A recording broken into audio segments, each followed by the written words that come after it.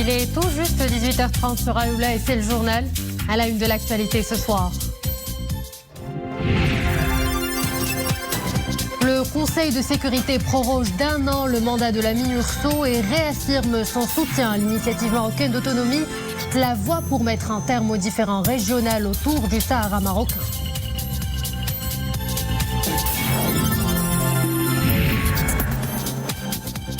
Le Maroc traverse une période de sécheresse. Pour parer à la pénurie d'eau, des entreprises se spécialisent dans la réutilisation des eaux usées destinées à l'arrosage.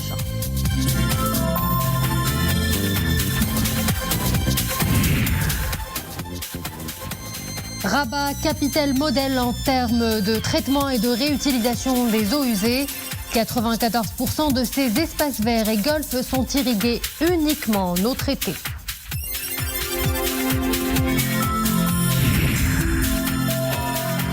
La date à l'honneur à Erfoud, un salon international lui est dédié. La gestion intégrée des ressources naturelles en est le thème. Le palmier dattier, fer de lance de l'agriculture oisienne. Bonsoir à tous. Avec nous pour cette édition, Ahmed Chalabi, directeur général d'un bureau d'études de conseil ingénierie et de développement. Merci. Bonsoir. Bonsoir. Sur haute instruction de Sa Majesté le Roi, chef suprême et chef d'état-major général des Forces armées royales, la 14e réunion des chefs d'état-major des armées des pays membres de l'initiative 5+5 Défense s'est tenue à Rabat, sous la présidence du Royaume du Maroc. Y participent les chefs d'état-major des armées de 8 pays membres de l'initiative: France, Italie, Libye, Malte, Mauritanie, Maroc, Portugal et Espagne. Dans une déclaration conjointe, ces pays se sont engagés à développer davantage la coopération multilatérale, réaffirmer la poursuite du développement de la coopération multilatérale afin de promouvoir la sécurité en Méditerranée occidentale, pérenniser la coopération dans les 4 piliers majeurs: la surveillance maritime, la sûreté aérienne, la contribution des forces armées à la gestion des catastrophes majeures et la recherche académique et la formation. Poursuivre l'élargissement de la coopération à d'autres domaines d'intérêt commun tels que les forces spéciales, la cybersécurité, les drones, la lutte contre le terrorisme, la recherche et sauvetage et le déminage humanitaire, le soutien médical militaire, la civilisation, la coopération civilo-militaire, la lutte contre la pollution marine et les défis sécuritaires du changement climatique. Prorogation pour 1 année du mandat de la MINURSO, ainsi en a décidé le Conseil de sécurité de l'ONU. Le Conseil a consacré la prééminence de l'initiative marocaine d'autonomie pour clore le différend régional autour du Sahara marocain. Développement avec Nisrine Aouzdar et Iman Eblou. Le Conseil de sécurité décide de proroger le mandat de la MINURSO jusqu'au 31 octobre 2023. C'est ce qu'annonce le texte de la résolution 2554 dont les États-Unis sont le porte-plume. La résolution a été adoptée par 13 voix pour et 2 abstentions, celles du Kenya et de la Russie. Dans cette nouvelle résolution, l'instance exécutive des Nations Unies réaffirme son soutien à l'initiative marocaine d'autonomie présentée par le Maroc en 2007 en tant que base sérieuse et crédible à même de mettre fin aux différends régionaux sur le Sahara marocain tels que consacrés dans les résolutions du Conseil de sécurité. Il faut capitaliser sur les acquis jusqu'ici réalisés concernant le dossier du Sahara marocain. Cela peut jouer un rôle non négligeable, voire capital, afin de trouver une solution définitive à ce différend régional. En tout cas, mon pays, les Émirats arabes unis, réitère son soutien entier et indéfectible au Royaume du Maroc, à son intégrité territoriale et à sa pleine souveraineté sur son Sahara. Les Émirats arabes unis réitèrent aussi leur inconditionnel soutien à la prééminence de l'initiative marocaine d'autonomie.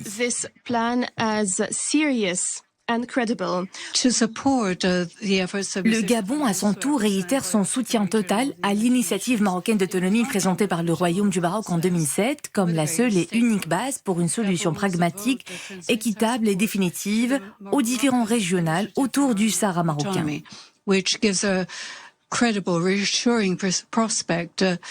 And a way out not only of the current impasse, but also of reaching an acceptable political solution for all. Les membres du Conseil ont aussi réitéré leur soutien aux efforts de l'envoyé personnel du secrétaire général de l'ONU visant à relancer le processus politique en vue d'une solution réaliste, pragmatique et durable, basée sur le compromis. Un conseil de gouvernement s'est tenu aujourd'hui sous la présidence du chef du gouvernement Aziz Akhnouch, qui, en ouverture des travaux, a souligné que le gouvernement est bien déterminé à poursuivre la mise en œuvre de son programme conformément aux hautes orientations royales, en ajoutant que l'exécutif ambitionne que le développement soit tangible pour tous les ménagers et foyers et tous les ménagers marocains. Aziz Akhnouch a en outre précisé que le gouvernement est totalement conscient de la conjoncture spécifique que traverse le pays et déploie des efforts intenses conformément aux orientations du souverain. Et puis, sachez que le Conseil de gouvernement a prorogé la durée d'effet de l'état d'urgence sanitaire sur l'ensemble du territoire national, et cela jusqu'au 30 novembre 2022 dans le cadre des efforts de lutte contre la propagation de la pandémie de Covid-19. Le Conseil s'est également penché sur un projet de décret préliminaire relatif au marché public, outre l'adoption d'un projet de décret relatif à la création de nouveaux caïdas et arrondissements et d'un autre texte portant application du Code des douanes et des impôts indirects.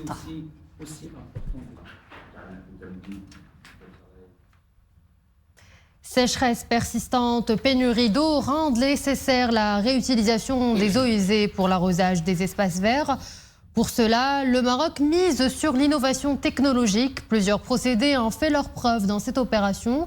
C'est un reportage de Soukaina Hachimi, Hassan Mandour et Iman Ablou. Dans ce bureau d'études et de conseil en ingénierie d'eau, l'innovation est le maître mot de l'expertise proposée en termes de procédés de traitement des eaux usées.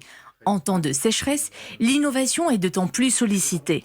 La pénurie d'eau est déjà un fait accompli après une saison marquée par l'un des pires déficits pluviométriques de ces 30 dernières années. Face à l'urgence hydrique, l'heure n'est pas seulement à la réflexion, mais surtout à l'action. Plusieurs projets sont conçus et lancés pour l'économie des ressources hydriques.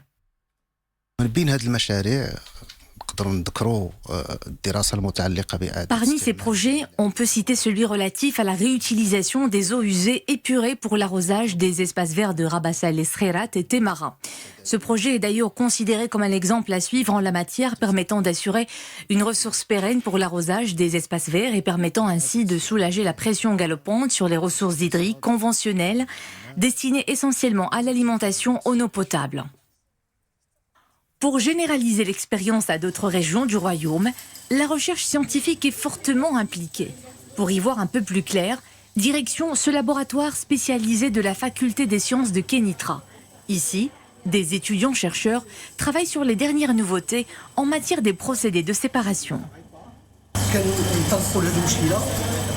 Nous travaillons sur des procédés modernes basés sur une technique appelée la méthode des membranes. Ce laboratoire est équipé de technologies de l'osmose inverse, en particulier la nanofiltration, l'ultrafiltration, la microfiltration, le bioacteur à membrane et aussi la biométrisation. D'ici 2030, le Maroc ambitionne d'utiliser 300 millions de mètres cubes d'eau usée. À ce jour, cette capacité est limitée à 3,38 millions de mètres cubes, avec un total de 153 stations d'épuration que compte le Royaume depuis le lancement du Programme national d'assainissement liquide en 2006. Et pour nous en parler plus en détail avec nous, Ahmed Chalabi, directeur général d'un bureau d'études de conseil, ingénierie et développement. Monsieur Chalabi, bonsoir. Le Maroc traverse un épisode de stress hydrique rude, le pire que le Royaume ait vécu en 40 ans. En quoi est-ce que le projet de la réutilisation des eaux usées est innovant, surtout en cette période ? Merci pour l'invitation. Il y a lieu de préciser tout d'abord que le programme de réutilisation des eaux usées a été élaboré sur haute instruction de Sa Majesté le Roi, Mohammed VI, que Dieu l'assiste, dans le cadre du programme prioritaire de l'eau 2027. À rappeler également qu'à l'occasion de l'ouverture de la session parlementaire du 14 octobre 2022, le souverain a plaidé pour la mise en œuvre de solutions technologiques innovantes dans le domaine de la réutilisation. C'est dans ce cadre-là que ces projets d'envergure de matière de réutilisation des eaux usées permettent de franchir une nouvelle étape stratégique dans la gestion des ressources en eau. Plus particulièrement, il permettra de générer des économies d'eau significatives, pérennes parce que l'eau usée est disponible en tout temps du moment qu'elle restitue une fraction de ce que nous consommons dans le système hydrique. Deuxième des choses, il est innovant parce qu'il permet de passer d'une logique de dépollution qui prévalait jusqu'à quelques années à une logique de valorisation des ressources non conventionnelles, c'est-à-dire les eaux usées. Cette logique donc de valorisation ou de revalorisation des eaux usées permet également de réduire la pollution résiduelle restituée dans le milieu récepteur et de préserver par conséquent la qualité des eaux de surface et de réduire le coût du traitement pour la rendre potable. Il permet également, notamment sur le cas de Rabat,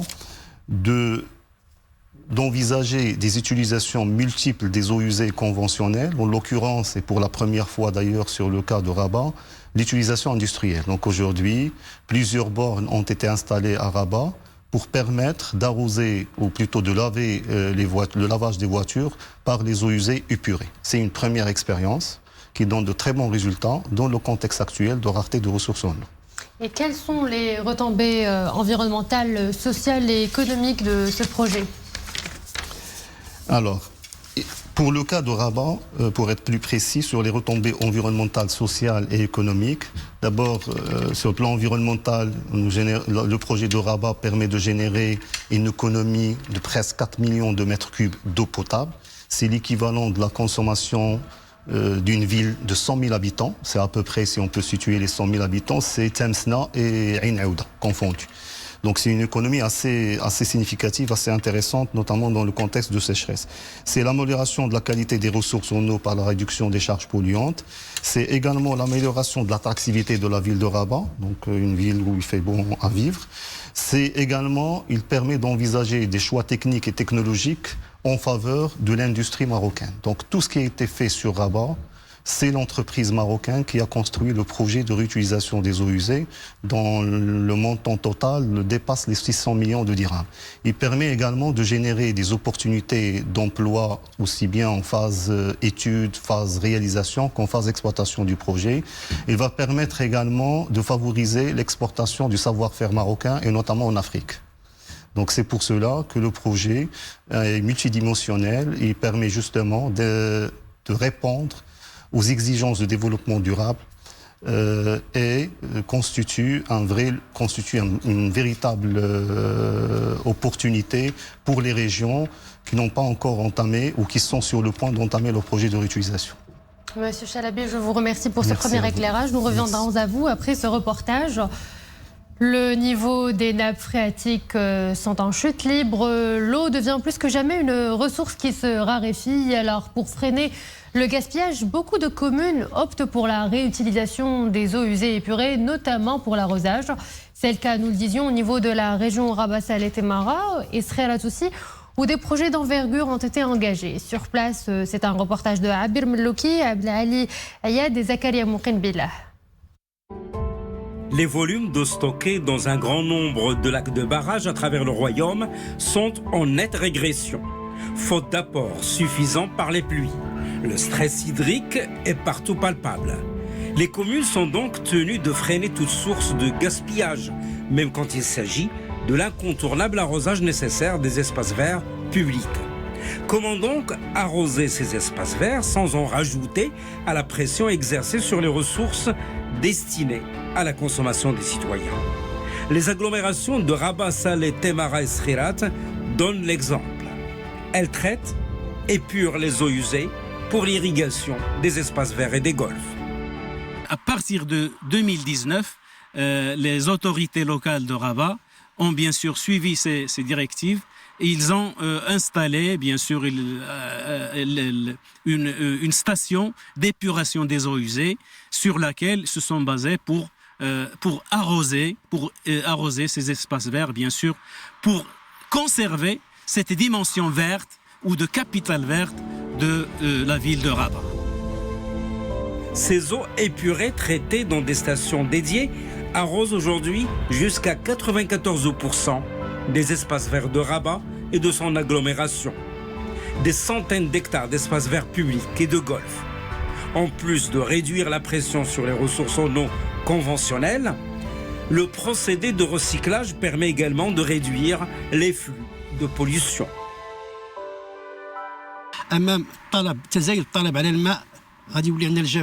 L'évolution démographique engendre une demande croissante sur les ressources hydriques. Nous devons alors trouver des alternatives. Le recyclage des eaux usées en est un exemple. C'est un moyen pour économiser l'eau et faire face à ce problème majeur du stress hydrique. Cette initiative adoptée au niveau de Rabat ne peut être que bénéfique. Ce serait bien de la généraliser dans tout le royaume. Nous sommes conscients de la problématique du stress hydrique. Résultat de cette expérience innovante, une consommation d'eau conventionnelle en baisse de 10,8% à Rabat à fin septembre dernier, soit plus de 4 millions de mètres cubes d'eau potable économisés. Les eaux épurées pour l'arrosage seront également utilisées au niveau des complexes sportifs, des universités et des administrations. Monsieur Chalabi, une expérience innovante dans laquelle Rabat se démarque. Elle s'érige en capitale modèle, une logique d'anticipation lancée depuis 2019. Oui, absolument. Le cas de Rabat est emblématique à plusieurs titres. D'abord, il y a une prise de conscience écologique, je dirais, de plus en plus importante, ce qui a aussi favorisé la mise en place de ce projet. La deuxième, c'est surtout la gouvernance. Donc, il a été mis en place une gouvernance inclusive qui a permis de faire converger l'ensemble des acteurs concernés, des parties bien sûr prenantes, ce qui a facilité la mise en œuvre de ce projet dans des délais extrêmement intéressants, très courts, et a permis justement d'anticiper le problème de la sécheresse et de préserver les espaces verts de Rabat. Monsieur Ahmed Chalabi, je vous remercie pour cet éclairage. Merci à vous. À Erfoud, le Salon international des dattes au Maroc a ouvert ses portes. À l'honneur de cette manifestation internationale, le palmier dattier, l'ossature de l'agriculture oisienne, une nouvelle édition et un espace privilégié de rencontres et d'échanges entre les opérateurs de la filière phénicicole.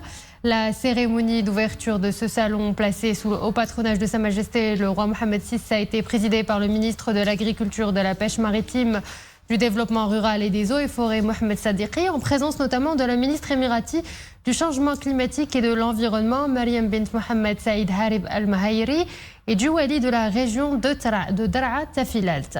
C'est un reportage de Rachidi Ken et Boubkar Ben Gabret. Boufgous, Njda, Bouzkri, Aziza et Mjoul, ce sont là quelques variétés de dattes qui font la fierté du Tafilalt.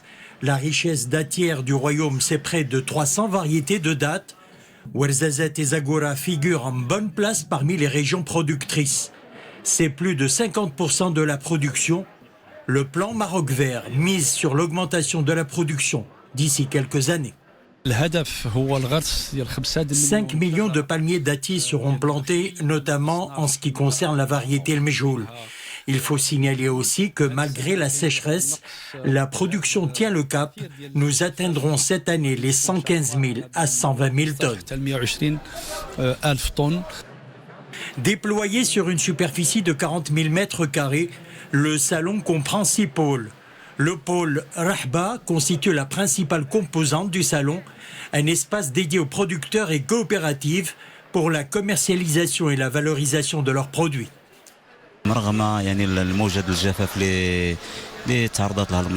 Malgré la sécheresse que connaît la région cette année, nous maintenons le cap. La production a certes baissé, mais la qualité demeure toujours. Notre production de dattes a été impactée par le manque de précipitations. La production a baissé par rapport à l'année dernière. L'organisation du salon des dattes est un espace d'échange entre les producteurs de tout le royaume.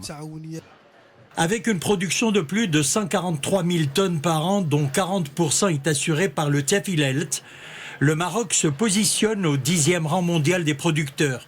La filière enregistre un chiffre d'affaires de près de 2 milliards de dirhams. Et voilà, c'est la fin de cette édition. Merci à vous de l'avoir suivi. Excellente suite des programmes sur Al-Oula.